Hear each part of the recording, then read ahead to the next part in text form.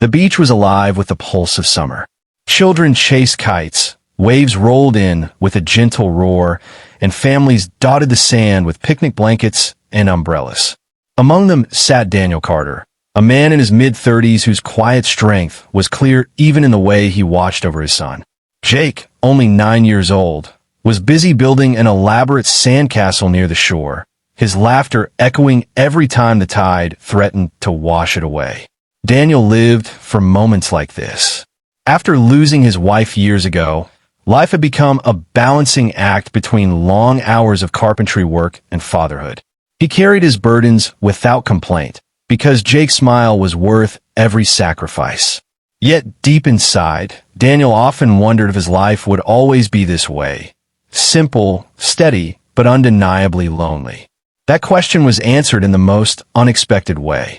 As Daniel kept an eye on Jake, something caught his attention. Farther out in the ocean, a figure struggled against the waves. A woman, her arms flailing, her head barely above water.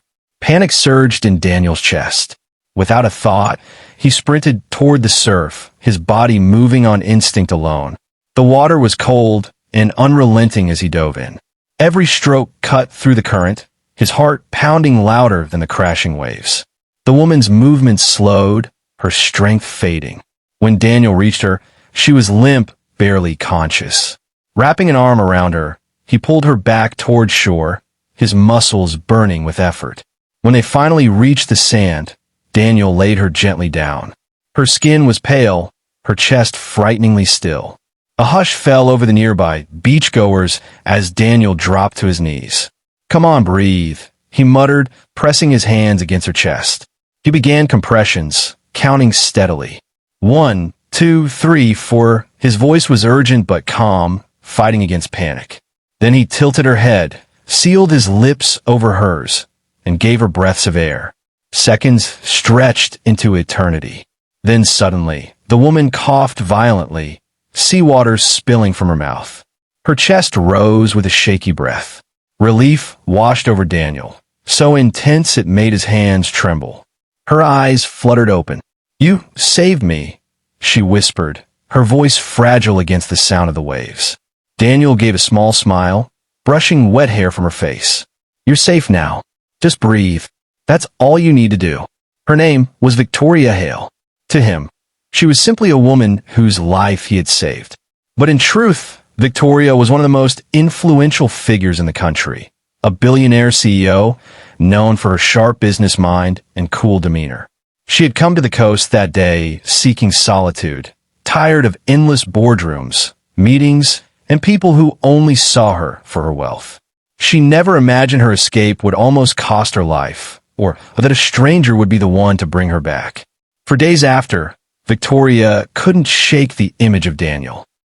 His determination, his kindness, the way he had spoken to her with no recognition of who she was. Curious, and admittedly moved, she sought him out.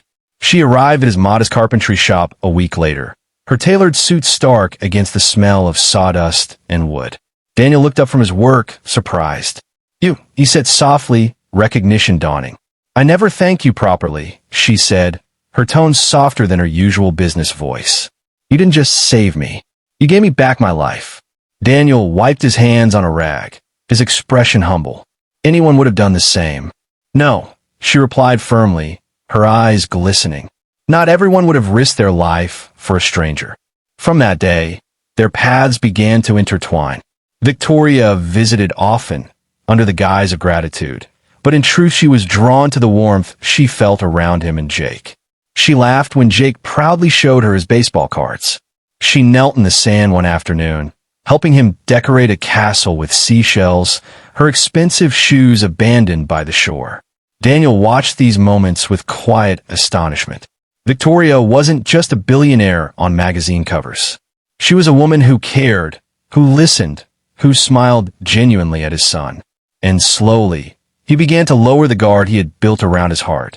One evening, as the sun bled orange and pink across the horizon, Victoria and Daniel walked along the shoreline. The waves lapped at their feet, the air cool with the coming night. "I've spent so long surrounded by people who only see my bank account," Victoria confessed, her voice fragile. But you saw me when I was powerless. You didn't know me, didn't ask for anything. You just saved me. Daniel stopped walking, turned to face her. His gaze was steady, grounding. Titles, money, none of that mattered to me. I just saw someone who needed help. And I'd do it again. Her breath caught, emotion tightening her chest. You don't realize how rare that is. He reached out, gently brushing her hand with his. Maybe, but you don't realize how rare you are either. From that moment, something undeniable bloomed between them. It wasn't about wealth or status.